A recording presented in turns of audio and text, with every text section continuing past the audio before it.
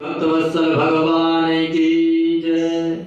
श्रीमद् भागवत महापुराण में, श्रीमद् भगवत गीता में भी नवदा भक्ति का वर्णन हुआ है। 9 प्रकार की जो भक्ति बताई गई है, अगर किसी व्यक्ति के अंदर एक प्रकार का भी अगर इस भक्ति में से अगर कोई लक्षण मिल जाए तो वो भगवान का प्रिय भक्त है। जिसके अंदर एक प्रकार का भी अगर इसमें से लक्षण है वो भगवान का परम भक्त हो जाता है, उसको भगवान की भक्ति प्राप्त हो जाती है। क्योंकि ध्रुव जी के अंदर भी यही नवदा भक्ति थी और भक्त प्रहलाद जी को भी इसी नवदा भक्ति का श्रवण करवाया था। श्रवणम कीर्तनम विष्णु स्मरणम पाद सेवनम अर्चनम वंदनम दास्य सख्य आत्मनवेतनम। भगवान की अगर आपने कथा भी अगर श्रवण करनी है तो उस कथा को भी निष्काम भाव से श्रवण करना है।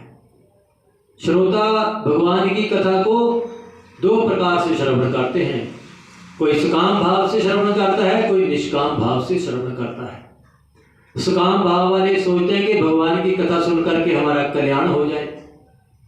कल्याण तो अवश्य होगा ही होगा, क्योंकि जहां पर भगवान की कथा होती है वो कथा स्थान साक्षात वृंदावन धाम बन जाता है, गोलोक धाम बन जाता है। वहां पर भगवान साक्षात प्रकट रहते हैं, वहां पर भगवान साक्षात हाजिर रहते हैं।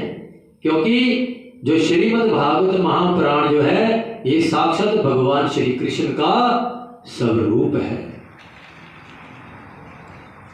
जो निष्काम भक्त होते हैं, निष्काम भाव से भगवान की कथा को श्रवण करते हैं, उनका काम है सिर्फ भगवान की कथा को सुन करके अपने हृदय में आनंद प्रकट करना।